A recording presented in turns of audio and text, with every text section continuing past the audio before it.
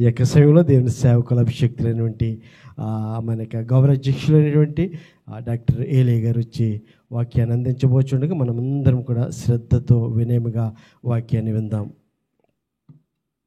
దేవుని పరిశుద్ధ నామానికి స్తుతులు స్తోత్రములు కలుగునుగాక. తెలుగు పాస్టర్ ప్రేయర్ ఫెలోషిప్ అధ్యక్షులు, గవర్నింగ్ బాడీ మెంబర్సు, నా తోటి దైవ సేవకులైన మీ అందరికీ నా హృదయపూర్వక వందనాలు. అందరూ బాగున్నారా? దయతో క్షమించాలి, నాకు ఇంకొక ప్రసంగం ఉంది. ఉరుకులు పరుగుల మీదనే నా పరిస్థితి ఉంది. దయతో అడ్జస్ట్ అవ్వండి. ప్రియ దేవుని బిడ్డలారా, దేవుని యొక్క కార్యాలు గొప్పవే. మనము దేవుని యొక్క రాయబారులుగా, దేవుని యొక్క సేవకులుగా మన జీవితంలో దేవుని యొక్క పిలుపును అందుకొని ఈ కువైట్ దేశంలో సేవ చేయడానికి దేవుడు ఎన్నుకున్నటువంటి అద్భుతమైన వ్యక్తులము మనము. చప్పగా ఉంది. హల్లెలూయా. అంత నా వెనక చెప్పండి, దేవుడు నన్ను ఎన్నుకున్నాడు, నేను దేవుని సేవకుడను.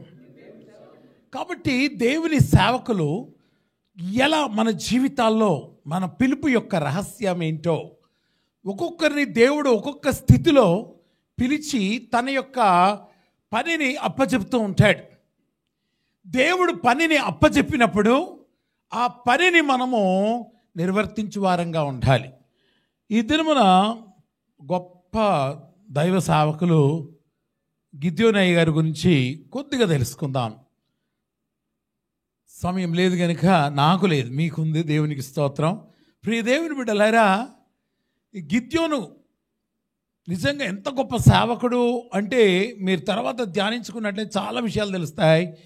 మన యొక్క ప్రపంచమంతటా కూడా ఒక గిడియోను సంస్థ ఉంది.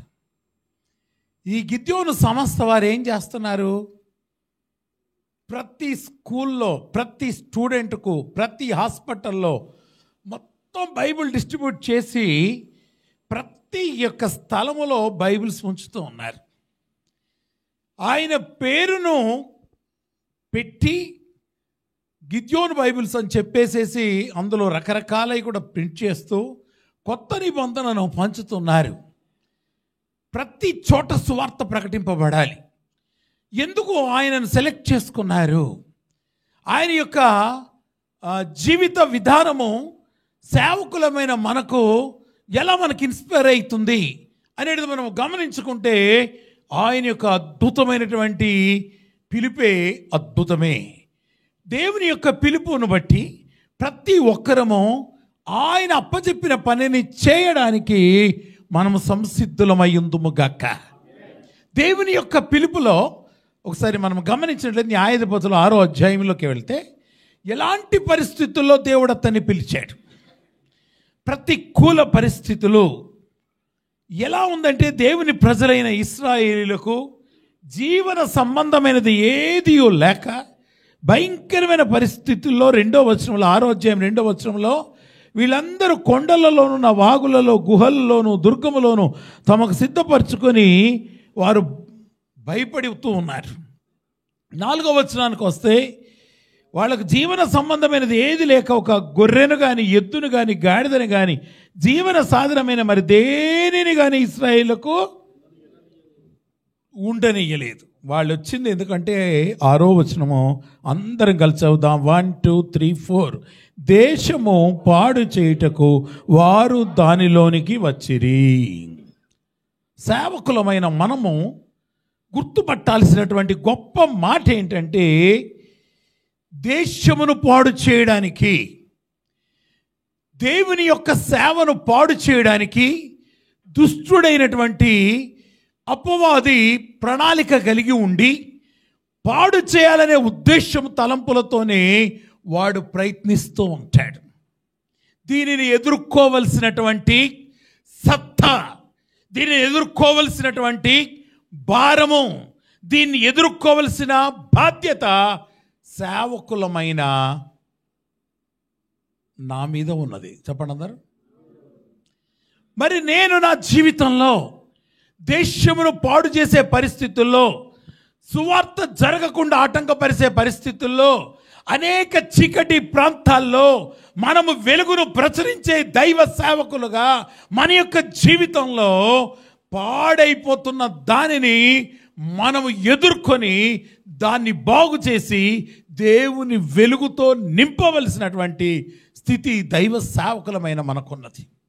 వాడి ఉద్దేశం ఎప్పుడు కూడా పాడు చేయడమే, నాశనం చేయాలనే ఉద్దేశంతో ఉండి వాడు ఒక్కొక్క ప్రాంతంలో, ఒక్కొక్క స్థితిగతుల్లో, ఒక్కొక్క పరిచర్యలో వాడు చేసే పని వాడు చేస్తూ ఉన్నప్పుడు మనము మెలకువతో ఉందుము గాక.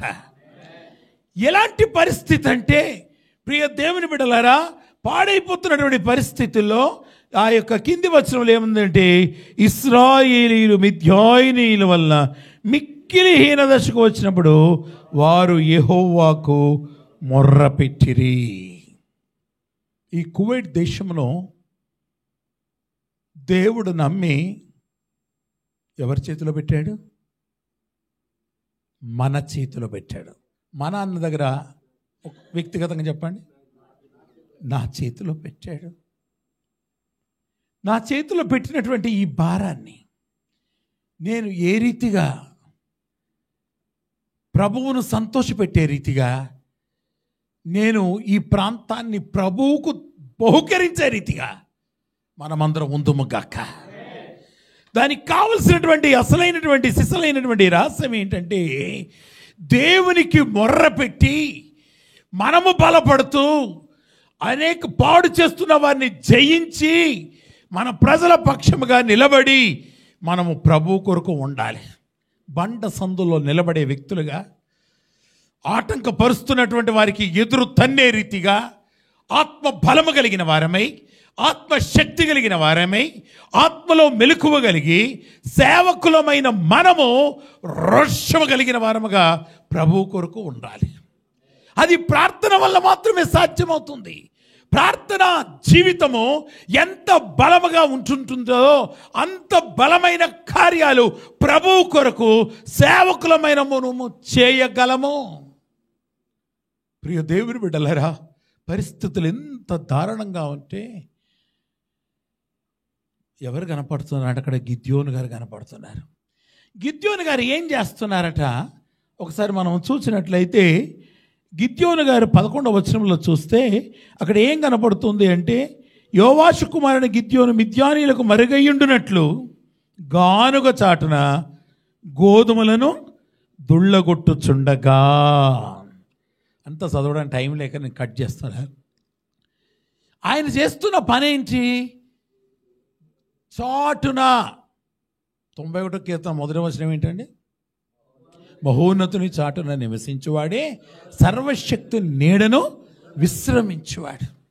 ఇక్కడ గిద్యోను గారు చేస్తున్నారు ఏంటంటే, చాటున గోధుమలు దుల్లగొట్టుచున్నారు. గోధుమలు ఆహారానికి సాదృశ్యమైనది, వాక్యానికి సాదృశ్యమైంది. యేసు ప్రభు శరీరానికి సాదృశ్యముగా రొట్టెను మనము తయారు చేస్తూ ఉంటాం. ఇదంతా పెద్ద సబ్జెక్టు. కానీ ప్రియ దేవుని బిడ్డలారా, చాటున చేస్తూ ఉన్నాడు. శత్రు క్రియలు లయము కావాలి అంటే మనము కూడా చాటున చేయాల్సిన పనులు చాలా ఉన్నాయి. దాన్ని గుర్తుపట్టడం లేదు. అందుగురించి యేసు ప్రభు స్వయంగా మత్తయి సువార్త 6వ అధ్యాయంలో చెప్తున్నటువంటి మాటలు చాలా అద్భుతంగా ఉంటాయి. మొదటి వాక్యం ఏంటండి? మత్తయి సువార్త 6వ అధ్యాయం 1వ వచనంలో మనకు అసలు చాలా ఇంపార్టెంట్ అయిన అధ్యాయం అది. మనుషులకు కనబడవలనని వారి ఎదుట మీ నీతి క్రియలు కనబడకుండా. అబ్బా, నెంబర్ 1 పాయింట్ ఇది. నేటి సేవ ఎలా మారిపోయింది? నేటి పరిస్థితులు ఎలా ఉన్నాయి? నేను బ్లాంకెట్లకు పంచుతున్నానంటే దానికి వీడియో షూటింగ్ కావాలి, మళ్ళీ అది అప్లోడ్ చేయాలి, అందరికీ తెలవాలి. నేను విధవరాలకు చీరలు ఇస్తున్నానంటే అందరికీ తెలవాలి. ఇలా జాగ్రత్తగా, నా మీద కోపం వచ్చినా పర్వాలేదు కానీ వాక్యమును వాక్యముగా అంగీకరించాలి. కాబట్టి ఖచ్చితంగా చెప్తున్నాను, మనము చేసేది ఏదైనా కూడా అసలు మనుషులకు ఎవరు తెలవక్కర్లేదు. మనల్ని పిలిచింది ఎవరు? దేవుడు పిలిచినప్పుడు దేవుడికి లెక్కప్ప చెప్పాలి. దేవుడు సంతోషపడే విధంగా మన పరిచర్యలు ఉండును గాక. ఇది చాలా ప్రాముఖ్యమైనది. కనుక ఎవరి ఎదుట కనబడకుండా ఉండాలని యేసు ప్రభువే స్వయంగా చెప్పాడు. తర్వాత అధ్యాయం అంతా మీరు చదువుతుంటే మనము ఇచ్చేది కూడా ఈ చేయి ఇచ్చింది ఈ చేయికి తెలవద్దు అన్నాడు. మనం చేసే ప్రార్థన కూడా రహస్యంగానే ఉండాలన్నాడు. మనం చేసే ఉపవాసం కూడా రహస్యంగానే ఉండాలన్నాడు. కాబట్టి దేవుని చాటున మనము ఆ రీతిగా గిద్యోనులాగా సిద్ధమవ్వినప్పుడే మనము స్ట్రెంత్ ఎప్పుడైతామంటే మనం పవర్ హౌస్ కట్టుకోవాలా లేదా? ప్రతి వారికి ఉండాలా లేదా? పవర్ హౌస్ లేకుండా కరెంట్ సప్లై అంతటా కాదు. నువ్వు ఎంతగా దేవుని దగ్గర గడుపుతావో, ఎంతగా దేవుని దగ్గర వాక్యం నేర్చుకుంటావో, ఎంతగా దేవుని దగ్గర ప్రార్థిస్తావో, ఎంతగా దేవుని దగ్గర కన్నీరు కారుస్తావో, ఎంతగా దేవుని దగ్గర రోధిస్తావో, అంత నీవు దేవుని దగ్గర ఆ రీతిగా ఉంటూ ఉంటే దేవుని యొక్క పిలుపు అద్భుత రీతిగా ఉంటుంది. అలాంటి పరిస్థితుల్లో దేవుడు గిద్యోన్ని పిలిచాడు. ప్రియ దేవుని బిడ్డలారా, మనము దేవుని దగ్గర ఏ రీతిగా ఉన్నాం? కనీసం మన జీవితాల్లో ఎన్నిసార్లు బైబిల్ చదివాం? కంట చెప్పండి చెప్పేస్తాం. ఏంటంటే యెహోవా ధర్మశాస్త్రం ఉన్నందు ఆనందించచ్చు దివారాత్రము. అసలు ఎంతవరకు చదువుతున్నాం బైబిల్? సేవకులు ఎలా తయారయ్యారంటే ఏదైనా మెసేజ్ ఉంటే ఆ బైబిల్ అప్పుడు చూసి ఆ మెసేజ్ ప్రిపేర్ అయ్యి వస్తున్నారు. కొంచెం సీనియర్ కాబట్టి మిమ్మల్ని ఏమన్నా భరించండి. ప్రియ దేవుని బిడ్డలారా, నేటి యొక్క సేవ విధానం మనము సరి అయిన స్థితిలో, ఇప్పుడు సంఘానికి మనము ఆహారం అందించేటువంటి అద్భుతమైన సేవకులం. ఆహారాన్ని అందించినప్పుడు ఫ్రెష్ ఫుడ్ ఇద్దామా, ఫ్రిడ్జ్ ఫుడ్ ఇద్దామా? ఫ్రెష్ ఫుడ్డే ఇవ్వాలి కదా. ఈ మధ్య మరీ భయంకరంగా ఏంటంటే ప్రసంగ శాస్త్రాలు అని వచ్చేసాయి, తర్వాత ప్రసంగాలు అని వచ్చేసాయి. ఈ సేవకుడు బైబిల్లో అది పెట్టేసుకుంటాడు, ఆ ప్రసంగంలో ఒక 2 రెఫరెన్స్లు చూసుకుంటారు, ఏదో చెప్పేసాను అయిపోయింది అనుకుంటున్నారు. నువ్వు వండిన ఫుడ్ ఏంటో నిన్ను అడిగితే నీకు తెలుస్తుంది. ఎంత ఉప్పు వేసావో, ఎంత కారం వేసావో, ఎంత పసుపు వేసావో అంత టేస్ట్ రావడానికి. మనం ఏంటో అంత డబ్బింగ్ అయిపోతుంది. సేవ విలువేంటో తెలవట్లేదు. సేవ విధానం మర్చిపోయేసి మనము చాలా మట్టుకు ప్రభువు పాదాల దగ్గరికి రావట్లేదు. ప్రభువు పాదాల దగ్గరికి వచ్చినప్పుడు ప్రభువు ఒక నూతనత్వాన్ని ప్రసాదిస్తాడు. అదే వాక్యం నూతన పరచబడి మరలా ప్రజలకు ఇవ్వడానికి అది ఎంత శక్తివంతంగా ఉంటుందో. ప్రియ దేవుని బిడ్డలారా, ఇది చాలా ప్రాముఖ్యమైన విషయం.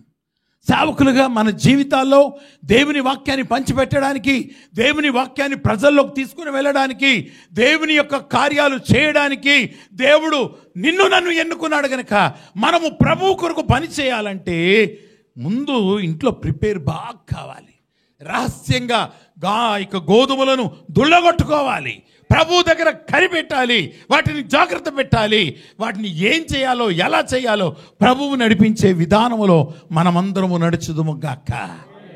ప్రియ దేవుని సంగమా, అట్లా ఉంటున్నప్పుడు దేవుడు గిద్యోని పిలిచాడు. ఏమని చెప్తున్నాడు? గిద్యోని పిలిచే పిలుపు కూడా ఎలా ఉంది తెలుసా? పరాక్రమము కలిగిన బలాఢ్యుడా, యెహోవా నీకు తోడయున్నాడనగా. ఒకసారి అక్కడ ఆగుదామా? ఏం పేరండి సేవకులకు? ఇప్పుడు చెప్పండి, నేనెవరిని? ప్రతివారు నేను పరాక్రమము కలిగిన బలాఢ్యుడను. ప్రతివారు నోట్లో చెప్తే దేవుడు ఆనందపడతాడు. నేనెవరిని? బలాఢ్యుడను. బలమైన కార్యాలు చేయడానికి దేవుడి కువైట్ దేశంలో మనల్ని నిలబెట్టాడు. బలమైన పనులు చేయాలి, ప్రభు యొక్క బలాన్ని ప్రజలకు తెలియచేయాలి. రోషము కలిగిన వారముగా, మంట కలిగిన వారముగా ప్రభు యొక్క సన్నిధానములో మనము ఎలా ఉంచున్నామో.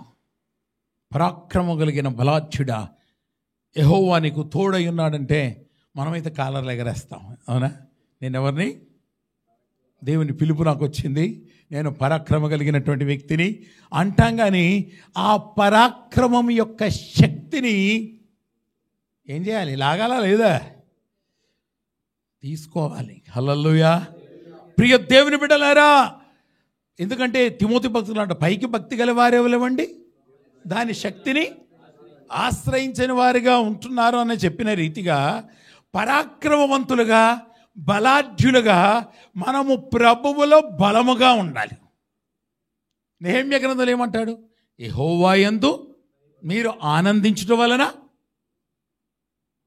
బలమునందుదురు. మనం ఆనందము ప్రభువులోనే, ప్రభువునందు ఆనందించడం వల్ల, ప్రభు పాదాల దగ్గర చేరడం వల్ల, ప్రభు పాదాల దగ్గర నేర్చుకోవడం ద్వారా, ప్రభు యొక్క పాదాలే మనం పట్టుకున్నప్పుడు మనము శక్తివంతమైన బలవంతులం అవుతాం. మనం ఎవరి వైపు చూడాల్సిన అవసరం లేదు. సేవకులమైన మనము ఈ మాట ఎప్పుడు కంటత పెట్టుకోవాలి. హెబ్రీ 12:2 ఏముందండి? కంటిన్యూ చేద్దాం. ఏమని రాయబడింది?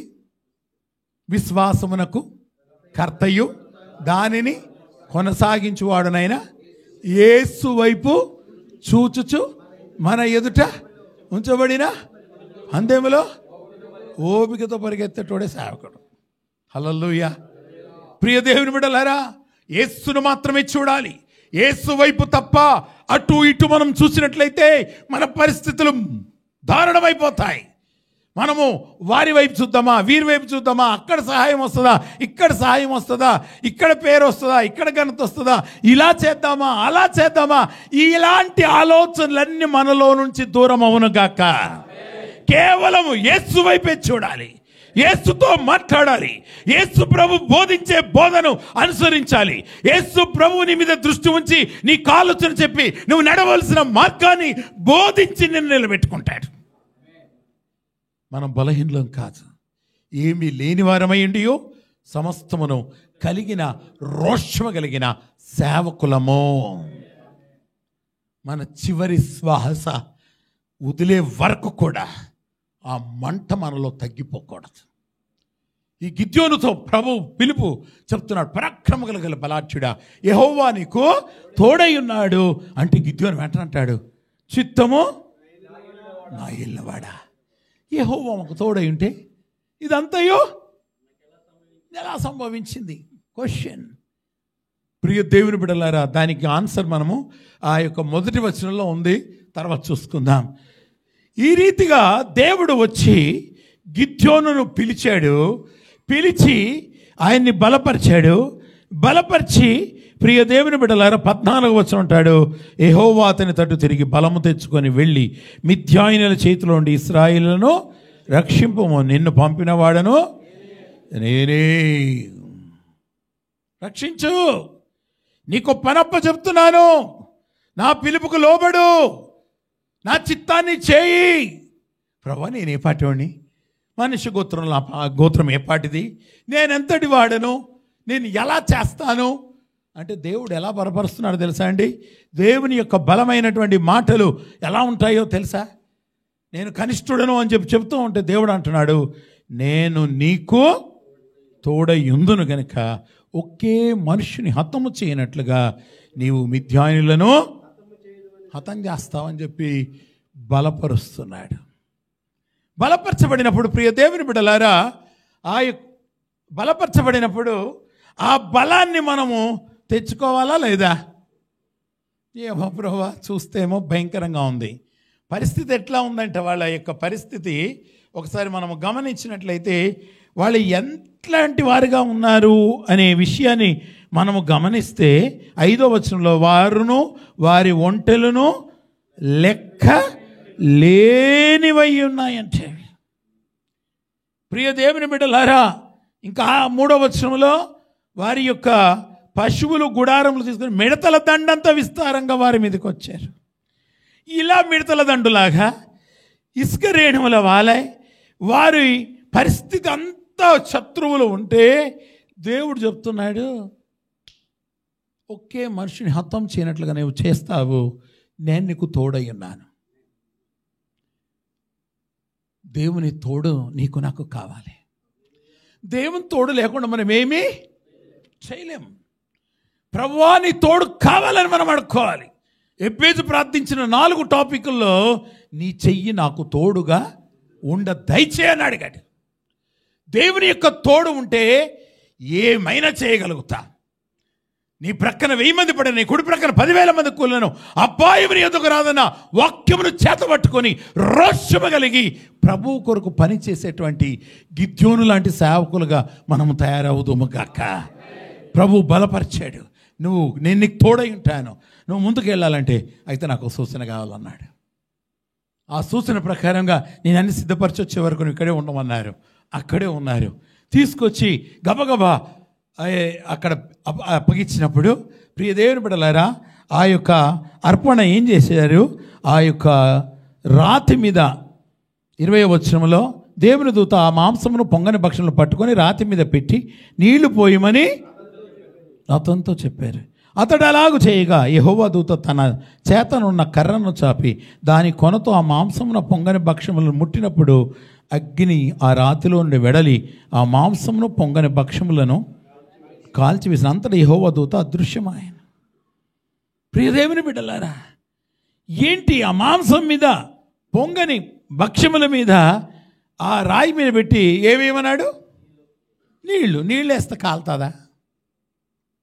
ఏలియా ప్రవక్త కూడా రోషముగా వాళ్ళు ఒకవేళ నువ్వు ముందు అగ్గి పెట్టావేమో అంటారని చెప్పేసి ఎన్నాళ్ళకి 2 తలపుల మధ్య తడబడుచుంటామని చెప్పి మొత్తం నీళ్ళతో తడిపించేసేసి ఆ కందకమంతా నిండి పొర్లి పారిపోయింది.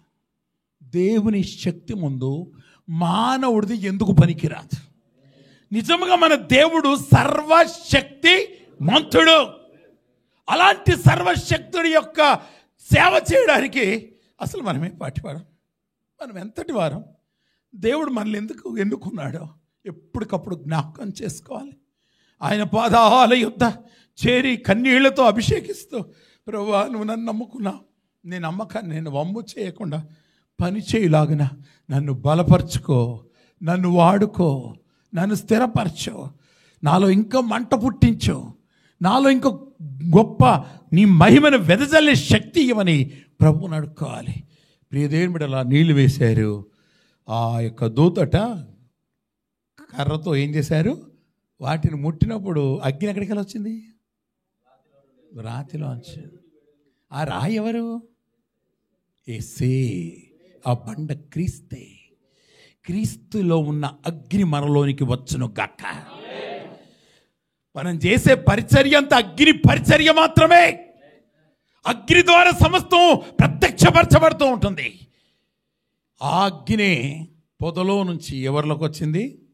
మోషేలోకి వచ్చి లక్షల ప్రజలను నడిపించి సూచనలు మత్కార్యాల ద్వారా అగ్ని పరిచర్య మనం చేయాలి.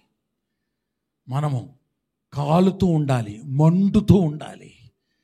అలాంటి మంట లేకుండా ఏదో సేవ చేసేస్తున్నాంలేండి, మాకు ఒక బ్యానర్ ఉండిపోయిందండి, ఆ బ్యానర్ మీద సంఘం పెట్టేసేసామండి, ఆయనను ప్రెసిడెంట్ చేసేసామండి, ఇంకో సంఘం ప్రెసిడెంట్ ఇస్తా అంటే ఆయన ఇందులో జంప్ అవుతాడు, సెక్రటరీ ఇస్తా అంటే ఇంకోటి జంప్ అయిపోతాడు, ఇట్లా సంఘం పెట్టేసుకుంటే అయిపోద్దని తక్కువ అండర్స్టాండింగ్లో సేవ కాదు. నీ పిలుపు విలువైంది. పిలుపుకు తగిన బహుమానం పొందాలి. పిలుపు లేకుండా, ప్రభు యొక్క ప్రణాళికలో లేకుండా ఏదో సేవ చేస్తానంటే కాదు. ప్రియ దేవుని బిడ్డలారా, దేవుడు గాడిదని వాడుకున్నాడు, కాకిని వాడుకున్నాడు, నిన్ను నన్ను వాడుకుంటాడు. అగ్ని రావాలి.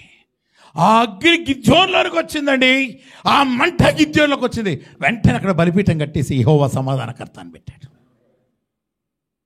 ఆ మంట రేగుతే ఏదైతే కార్యాలు అడ్డుగా ఉన్నాయో, ఏవైతే దేశమును పాడు చేస్తున్నాయో దానిని గుర్తుపట్టి మనము ఆ ప్రాంతాన్ని పరిశుద్ధపరచవలసిన అవసరత సేవకులమైన మనకు ఉన్నది. దేవుడు చెప్పాడు, మొదటి బలిపీఠం కట్టేశాడు. కట్టేసిన కానాడు మీ డాడీ కట్టాడే ఏంటది? తర్వాత మీరు చూసుకుంటే బయలుదేవతకు ఏం చేశాడు? బలిపీఠాలు కట్టి అన్నీ చేశాడు కదా, దాన్ని మొత్తం నరికేయాలన్నాడు. హల్లెలూయా. మన పితరులు నేర్పినటువంటి అనేక వ్యర్థమైన విషయాలు వాటిని మనము పోషించకూడదు, వాక్యం ద్వారా విరగ్గొట్టాలి.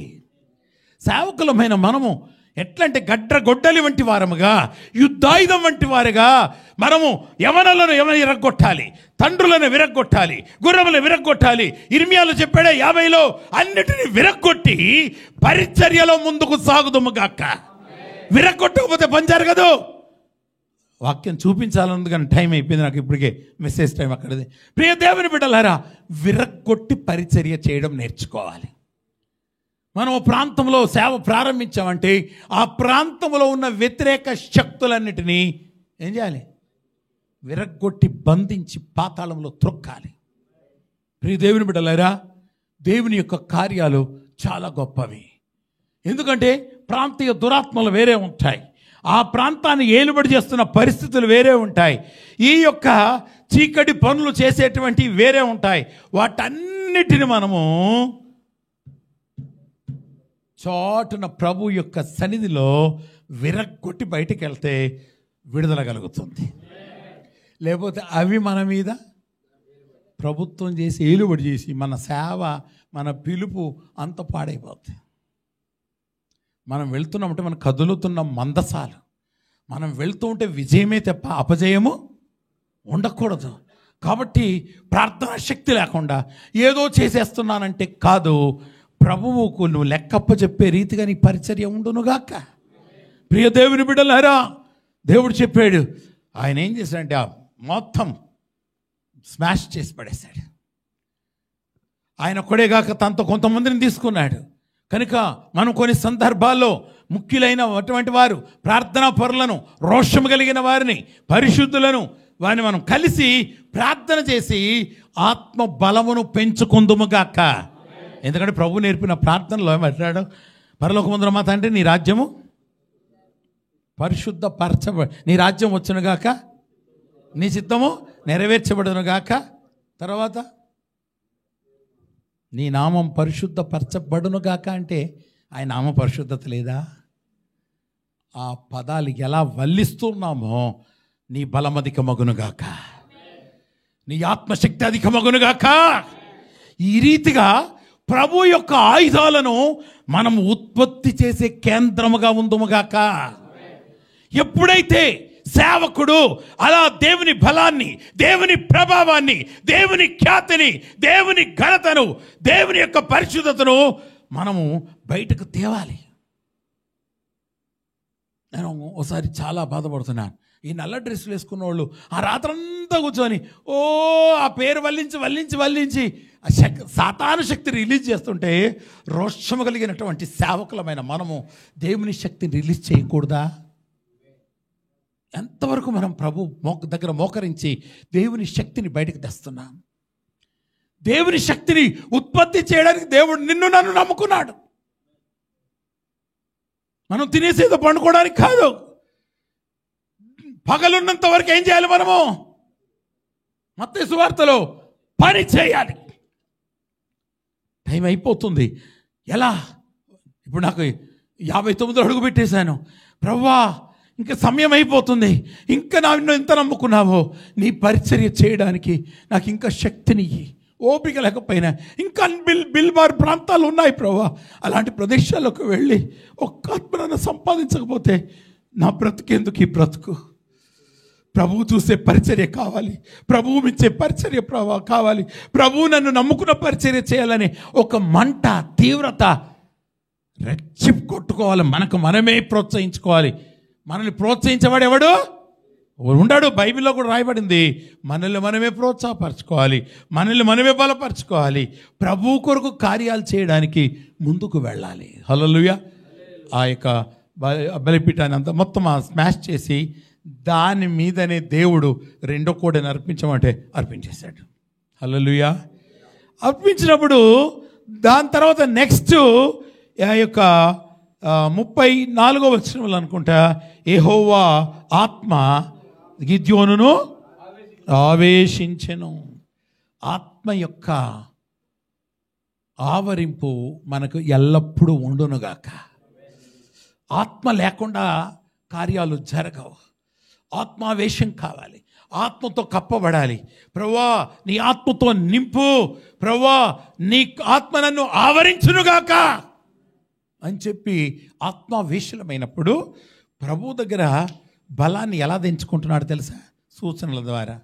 ఏమంటున్నాడంటే, ప్రభువా గొర్రెబొచ్చు మాత్రమే తడవాలి, కళ్ళమంతా పొడిగా ఉండాలి. హలో, ఒక్కసారి ఆలోచన చేయండి. దేవునికి అసాధ్యమైంది ఏదైనా ఉందా? కరెక్ట్ అద్దు పెట్టేశాడు. గొర్రెబొచ్చు మాత్రమే తడిచి ఉండాలి, కళ్ళం పొడిగా ఉండాలి. మనం నీళ్లు కొంచెం తీసుకొస్తుంటే కొంచెం అటు ఇటు తడిచిపోతాయి. అసలే నీటికున్నటువంటి స్వభావం ఏంటి? నిజము దేవుడు ఎరుగు, నీరు పల్లం ఎరుగు. అలాంటి పరిస్థితుల్లో హద్దు పెట్టారు. నేను సేవ చేస్తున్నటువంటి ఆ దినాల్లో జగిత్యాల దగ్గర గొల్లపల్లి మండలం ఉంది. అందులో ఒక ఆమె అంతవ్వ అని ఒక కాపావి రక్షింపబడింది. ఎంత బలమైన విశ్వాసం అంటే ఆమెది. చాలా ఆ ఊర్లో 10 మంది మంత్రగాళ్ళు ఉండి ఆ ప్రాంతాన్ని ఏలుబడి చేస్తే ఎవరు వెళ్ళలేనిపోతే దేవుని యొక్క మహాకృపను బట్టి దేవుడు అక్కడ నడిపించి ఎంతో మంది రక్షించి అక్కడ సంఘాలు కట్టడానికి దేవుడు కృప చూపించాడు ఆ ప్రాంతంలో. అయితే ఆ అంతవ్వ యొక్క విశ్వాసం ఎంత గొప్పదంటే, ప్రియ దేవుని బిడ్డలారా, తన యొక్క పంట కూడా పురుగు పట్టకూడదని ప్రార్థన చేసి ఆమె పొలం చుట్టూ తిరుగుతుంది. ఈమె పక్కకి దాకా తెగులు వస్తుంది, ఈమె పొలానికి తెగులు రాదు. మళ్ళీ ఈమె హద్దు ఇక్కడ ఉందా, ఇక్కడ నుంచి తెగులు ఉంటుంది, ఈమెకు ఉండదు. ఇది చదువుతున్నప్పుడు అది ఎప్పుడు జ్ఞాపకం వస్తూ ఉంటుంది నాకు. ప్రియ దేవుని బిడ్డలారా, దేవుడు మన పక్షముగా ఉండి ప్రతి విషయంలో పని కలిగి ఉంటాడు. అలానే ఆయన అడిగాడు, దేవుడు అలానే చేశాడు. పొద్దున లేచాడు, ఆ గొర్రె బొచ్చంత పిండాడు, నీళ్ళన్నీ వచ్చేసాయి. అంతటితో బలం తెచ్చుకున్నాడు. కానీ ఇంకోటి అడితే, ఇంకొకసారి ప్లీజ్ డాడీ, ప్రభా ఇప్పుడు ఏం చేయాలి తెలుసా? గొర్రె బొచ్చు మాత్రం తడవకూడదు, కళ్ళమంతా తడిచిపోవాలి.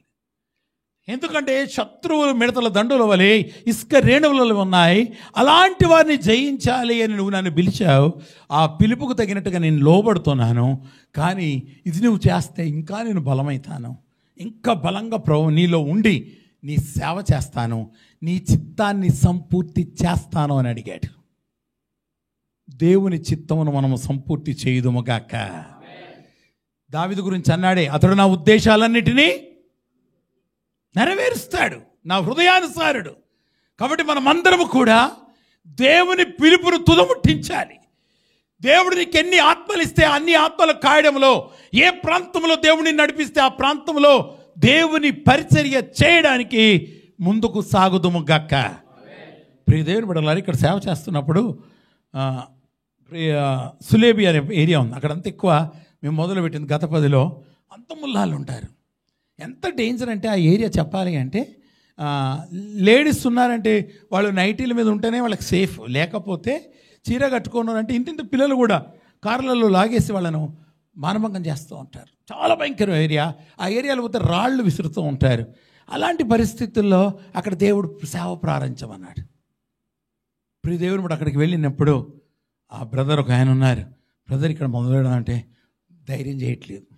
3 నెలలు చూసా, మీరు ఏమని అనుకోండి, నేను మొదలెట్టేశా. 3 ప్రారంభించా పరిచర్య.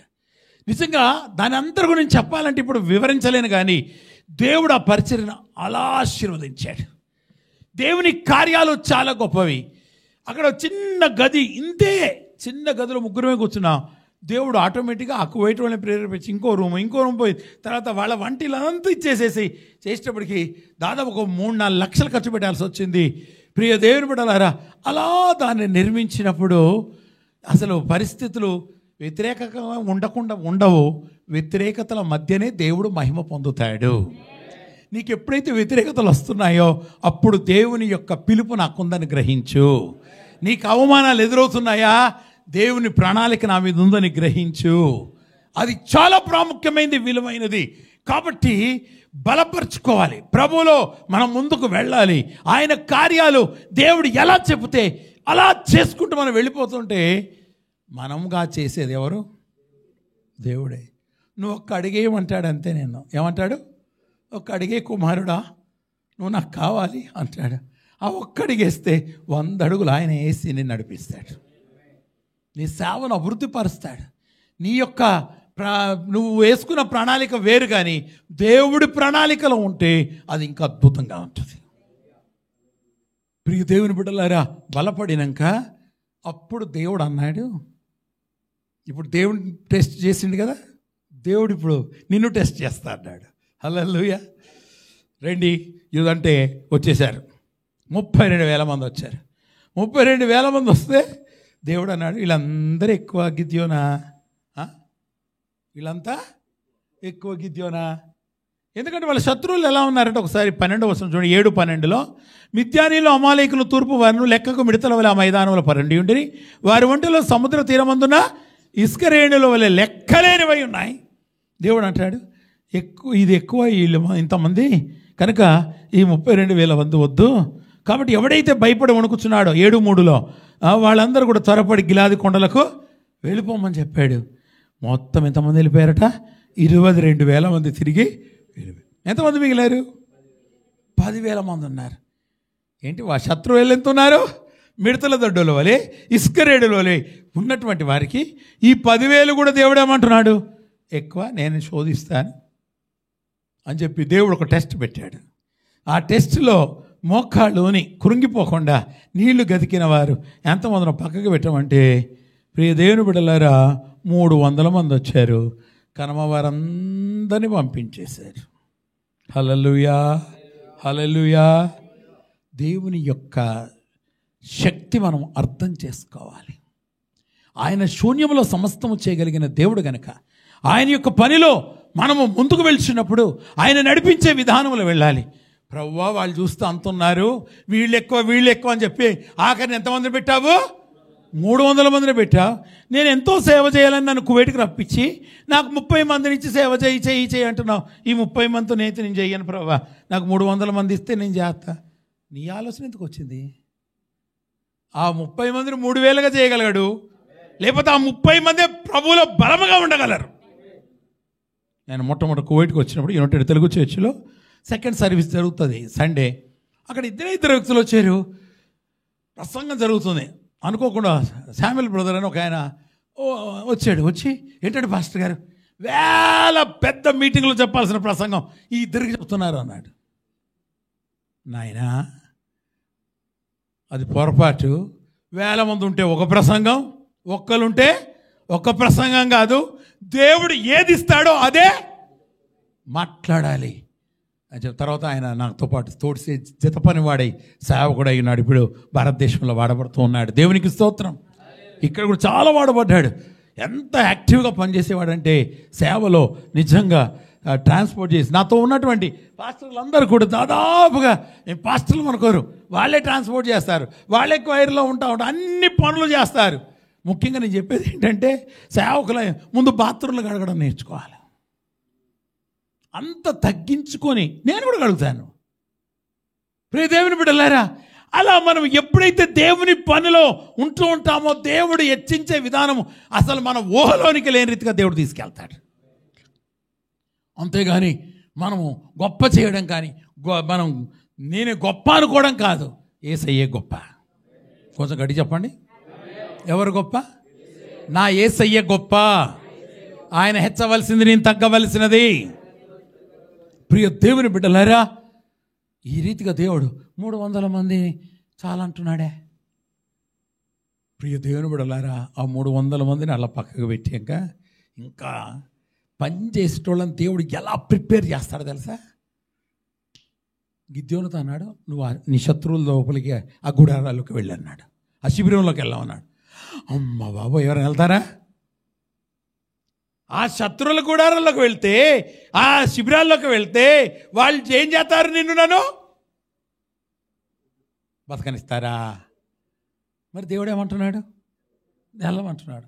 మరి దేవుని మాట వినాలా లేదా? ఇలాంటి సంఘటనలు మీకు ఏమైనా జరిగాయా మీ అనుభవాల్లో? ప్రియదేవుడు అద్భుతమైనటువంటి కార్యాలండి. మన జీవితాల్లో ప్రభువు నేర్పించే పాఠాలను నేర్చుకుంటే నిజంగా ఎంత తృప్తి ఉంటుందంటే అంత తృప్తిగా ఉంటుంది. నీకు ఒకళ్ళు భయం అయితే పూరాన్ని తీసుకొని వెళ్ళు శత్రువులకు అన్నాడు. మనది తెలుగు పాస్టర్స్ ప్రేయర్ ఫెలోషిప్. మనం అందరి వారముగా ఉందుముగాక. మన యొక్క ప్రేయర్ ఫెలోషిప్ను ఎవరైతే నీచంగా మాట్లాడతారో వాళ్ళ దగ్గరికి వెళ్దాం. వాళ్ళలోనికి వెళితే ఈ యొక్క ప్రేయర్ ఫెలోషిప్ యొక్క ప్రణాళిక ఏంటో ప్రభు వారికి తెలియజేస్తారు, మనల్ని బలపరుస్తాడు. దేవుని యొక్క రాజ్యాన్ని విస్తరింపజేయాలంటే శత్రువుల్లో కూడా వెళ్ళాల్సిన పనులు దేవుడు అప్పచెప్తాడు. ఆ పనిని మనం చేయాలి. చాలా మట్టుకు మనం ఏం చేసుకుంటామంటే లేని హద్దులు మనం పెట్టుకుంటాం. దేవుడేమో హద్దు లేని ప్రేమతో మనల్ని ప్రేమిస్తూ ఉంటాడు. ప్రియ దేవుని బిడ్డలారా, మనము దేవుని ప్రేమ కలిగిన వారముగా, దేవుని వాక్యానుసారముగా మనము సరిహద్దులు దాటుకుంటూ వెళ్ళిపోవాలి. ఇందాక మీకు చెప్పాను ఎబ్బేజు గారి ప్రార్థనలో, నా సరిహద్దులు విశాలపరచాలంటే శత్రువుల్లో కూడా వెళ్ళాలి. మనల్ని దూషించే వారి దగ్గరికి వెళ్ళాలి. మన గురించి చెడ్డగా మాట్లాడే వారి దగ్గరికి వెళ్ళి ప్రైజ్ లార్డ్ సిస్టర్ అనాలి, ప్రైజ్ లార్డ్ బ్రదర్ అనాలి. మనసు ఒప్పదు కదా, ఎందుకంటే మానవులం కదా.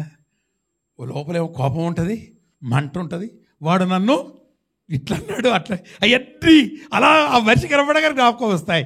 కానీ ప్రభువులు అవన్నీ కొట్టివేయబడి మనం తగ్గించుకొని ఎప్పుడైతే వెళ్తామో విజయం మనదే.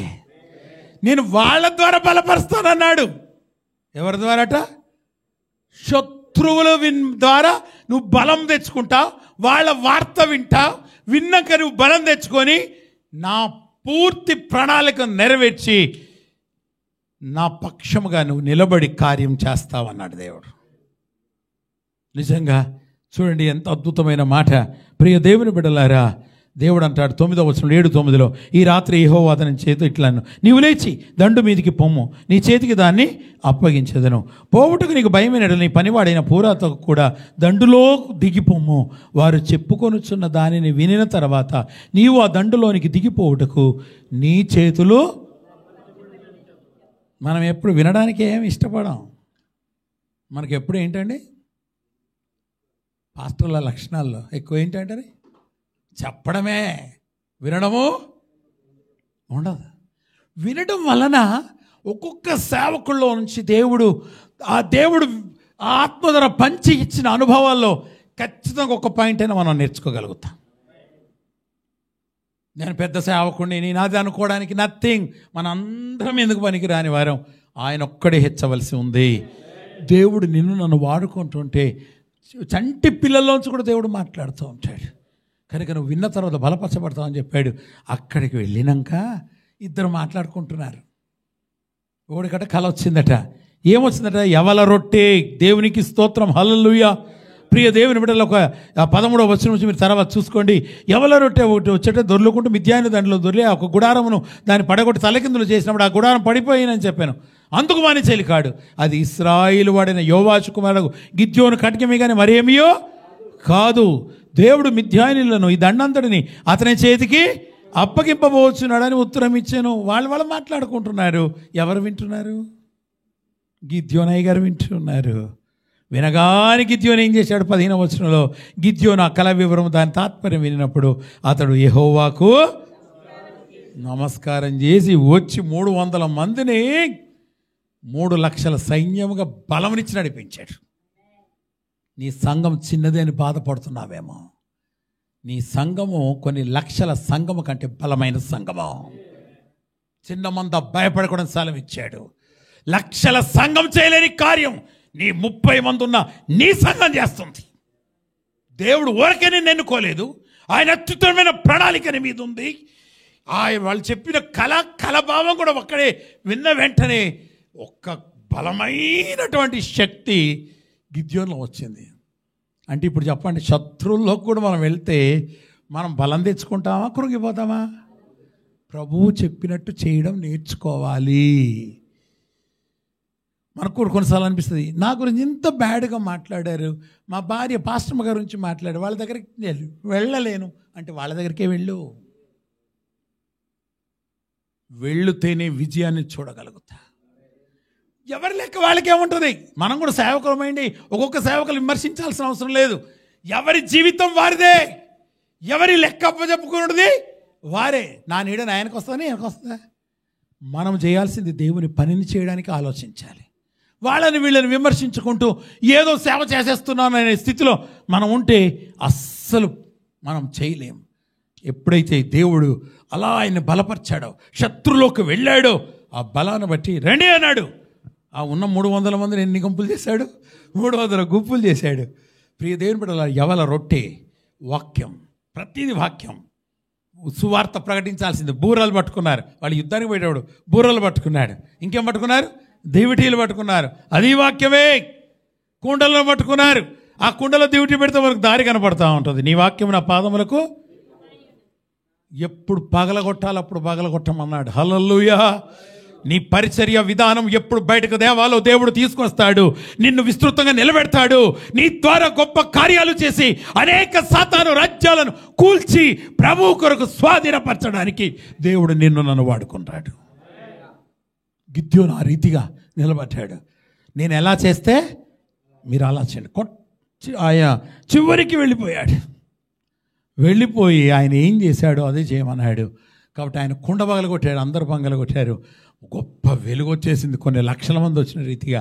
ఈ దేవుడు చేసిన కార్యం ఒకరి కటకం ఎవరిది వాళ్ళ మీదకే తిప్పుకునేటట్టు చేసేసాడు. అఖండ విజయం ఇచ్చాడు.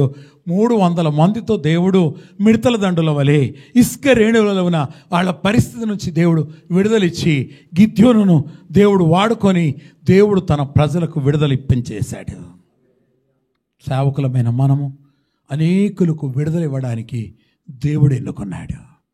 అనేకులకు విడుదల మనం ప్రకటించుదుముగాక, అనేకుల్ని బంధకాల నుంచి బయటకు తెంపుదుముగాక, అనేకుల్ని ప్రభు రాజ్యములో చేర్చుదుముగాక, విస్తృతపరిచి ఆత్మలను ప్రభువు కొరకు నిలబెట్టుదుముగాక. అందుకనికే గిద్యోను సేవ ఇప్పటికీ జరుగుతూ ప్రతి చోట బైబిల్స్ పంచుతూ ఆ సేవ జరుగుతుందంటే గిద్యోను రోషము కలిగిన వాడు, పిలుపుకు తగినట్టుగా నడిచాడు, పిలుపుకు లోబడ్డాడు, ప్రభువు ఏం చెప్తా చేశాడు. కనుక అఖండ విజయాన్ని చూసి నేటి వరకు కూడా గిద్యోను పరిచర్యలు మనం ముందుకు సాగుతున్నాం. దయచేసి అందరి తలలో ఉంచి ప్రభు సన్నిధానంలో, ప్రభువా నేను గిద్యోను వలె వాడబట్టకు, నాలోని ఆత్మశక్తి బహుబలముగా నింపండి. అనేక విషయాలు మేము నేర్చుకున్నాం. ప్రభువా గిద్యోను వలె మంట కలిగిన వారముగా, నీ చిత్తాన్ని చేయవారముగా ఉండులాగా మమ్మల్ని నడిపించమని చెప్పేసి ప్రభు సన్నిధానంలో ప్రార్థించుకుందాం. హల్లెలూయా. ప్రభువా నాలో మంట రేపండి, నీ పిలుపుకు తగిన రీతిగా నేను జీవించలాగున నన్ను నడిపించండి అని చెప్పి ప్రభు యొక్క సన్నిధానంలో ప్రార్థించుకుందాం. ప్రేరేపింపబడిన వారు ఎవరైనా ఒకరు విత్తబడిన వాక్యం మంచి నేలన పడిన విత్తనం వలె నూరంతలుగా ఫలించలాగా ప్రార్థించుదాం.